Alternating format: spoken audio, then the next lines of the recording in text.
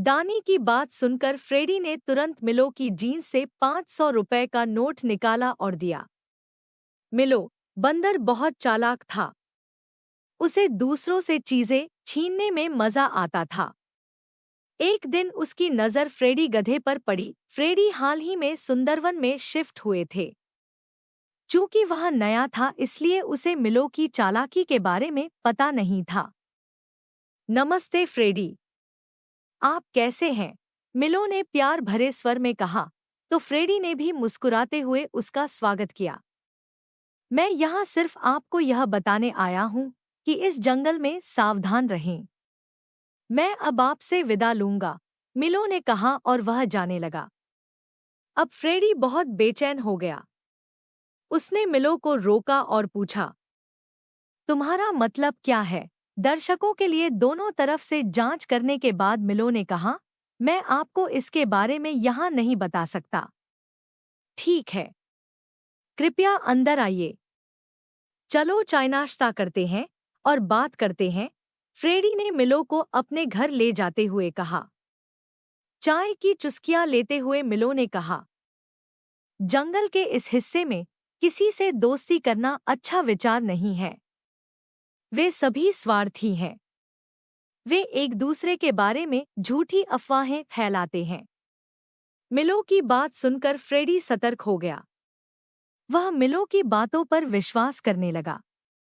शुरुआत में मिलो हफ्ते में सिर्फ एक बार उससे मिलने आता था, लेकिन धीरे धीरे वह हर दिन मिलने लगा। फ्रेडी एक दयालु व्यक्ति था और वह मिलो की हर बात पर विश्वास करता था। लेकिन मिलो ने अपना स्वभाव नहीं बदला था। एक दिन जब फ्रेडी काम पर जाने वाला था, तो वह मिलो को अपने दरवाजे पर देखकर आश्चर्यचकित रह गया। ओह! मिलो, तुम इस समय यहाँ हो? क्या आपको कोई जरूरी काम है? फ्रेडी, असल में मेरे घर में पानी नहीं है। मैंने सोचा कि मैं आपके स्थान पर स्नान कर सकता हूँ। ठीक है, मैं अपने ऑफिस के लिए निकल रहा हूँ। आप स्नान कर सकते हैं। मैं आपसे बाद में चाबियां ले लूंगा। फ्रेडी ने अपने घर की जिम्मेदारी मिलो को सौंपी और चला गया। अब मिलो मौजमस्ती करने के लिए स्वतंत्र था। नहाने के बाद वह आराम से सोफे पर लेट गया और नाश्ता करने लगा। उसने फ्रेडी के फ्रीजर से सारा खाना और पेय पदार्थ निकाला और उनका स्वाद चखा। शाम को जब फ्रेडी वापस लौटा तो मिलो को अपने घर में देखकर हैरान रह गया। क्या हुआ मिलो? क्या तुम ठीक अनुभव कर रहे हो? उसने पूछा। दरअसल, मुझे इतना चक्कर आ रहा था कि मैं सोफे से उठ नहीं पा रहा था, मिलो ने अपना सिर पकड़ते हुए कहा। अब जब आप घर वापस आ गए हैं, तो मैं अपने घर के लिए निकलूंगा, मिलो ने कहा और वह लड़खड़ाते हुए दरवाजे तक पहुंचा। तभी फ्रेडी ने उसे रोका और कहा, क्या तुम पागल हो? आज रात यहीं रुकें। आप कल सुबह निकल सकते हैं। फ्रेडी अपनी थकावट भूल गया और मिलो की देखभाल करने लगा। अगले दिन मिलो सुबह देर तक सोती रही। अब तबीयत कैसी है आपकी? फ्रेडी ने मिलो से पूछा। मुझे बेहतर महसूस हो रहा है, लेकिन अभी भी थोड़ा चक्कर आ रहा है, मिलो ने फिर से बहाना बनाते हुए कहा। फ्रेडी चिंतित था। मैं काम से छुट्टी लूंगा और आपके साथ घर पर रहूंगा, फ्रेडी ने कहा और अपने बॉस को फोन करना शुरू कर दिया।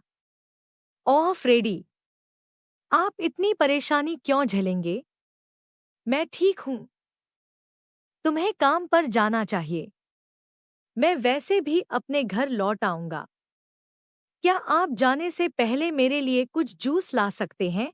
मिलो ने धीरे से कहा।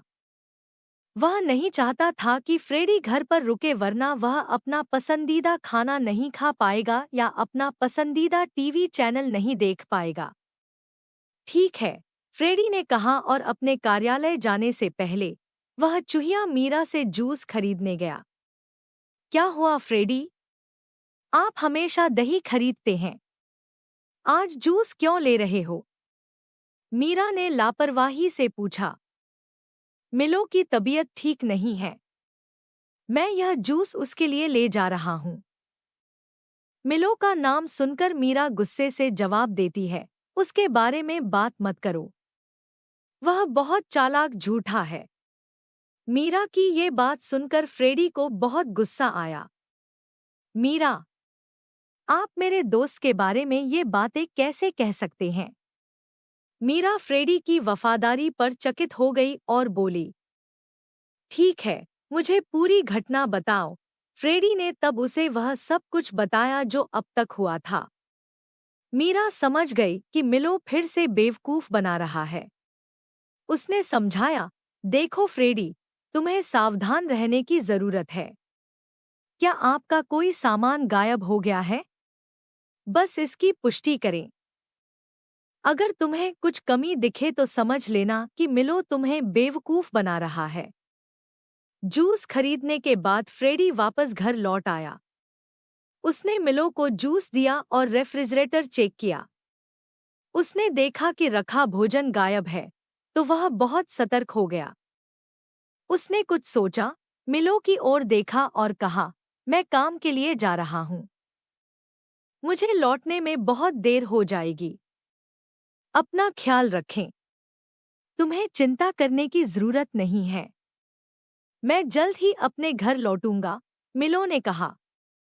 अब फ्रेडी अपना घर छोड़कर पीछे की ओर चला गया। वहां एक छोटी सी खिड़की थी जहां से वह आसानी से देख सकता था कि कमरे के अंदर क्या हो रहा है। उसने देखा कि मिलो तुरंत बिस्तर से बाहर निकला, टीवी चालू किया, रेफ्रिजरेटर से कुछ आइसक्रीम और जूस निकाला और खाना शुरू कर दिया। फ्रेडी ने कहा, अब मैं समझ गया कि वह क्या कर रहा था। फ्रेडी मिलो पर बहुत क्रोधित था। उसने तुरंत अपने दोस्त दानी, भालू जो एक डॉक्टर था, को बुलाया और उसे अपने घर आने के लिए कहा। इसके तुरंत बाद वह दानी के साथ घर में दाखिल हुआ। फ्रेडी और दानी को अचानक अपने सामने देखकर मिलो भ्रमित हो गया। मैं बहुत अच्छा महसूस नहीं कर रहा था, इसलिए मैं टीवी देख रहा था। लेकिन तुम इतनी जल्दी वापस क्यों आ गए? मैंने सोचा कि हमें आपका इलाज डॉक्टर दानी से करवाना चाहिए, फ्रेडी ने इशारा करते हुए कहा। दानी ने तुरंत मिलो को बिस्तर पर लिटा दिया और उसकी जांच करने लगी। ओह! उनकी तबीयत कुछ ज्यादा अच्छी नहीं लग रही है। उसे जल्दी से एक इंजेक्शन की जरूरत है, दानी ने कहा। उसने अपने ब्रीफकेस से एक इंजेक्शन निकाला। यह इंजेक्शन लेने के बाद तुम्हें मेरे अस्पताल में भर्ती होना पड़ेगा। आपका इलाज 1 हफ्ते तक चलेगा। तब तुम बिल्कुल ठीक हो जाओगे। अब मुझे मेरी फीस 500 रुपए दे दो। दानी की बात सुनकर फ्रेडी ने तुरंत मिलो की जीन्स से 500 रुपए का नोट निकाल कर दिया। आपने क्या किया? आप मेरे पैसे क्यों दे रहे हैं? मिलो ने विरोध करते हुए कहा। मिलो, तुम्हें गुस्सा नहीं होना चाहिए। यदि आप जीवित हैं, तो आप बहुत सारा पैसा कमा सकते हैं।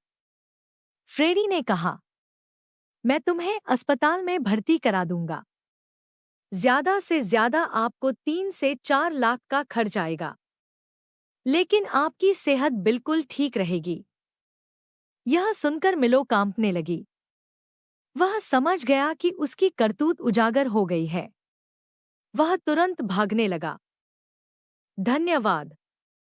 कृपया अधिक प्रेरक, प्रेरणादायक, शैक्षिक और नैतिक कहानियों के लिए हमारे चैनल को सब्सक्राइब करें।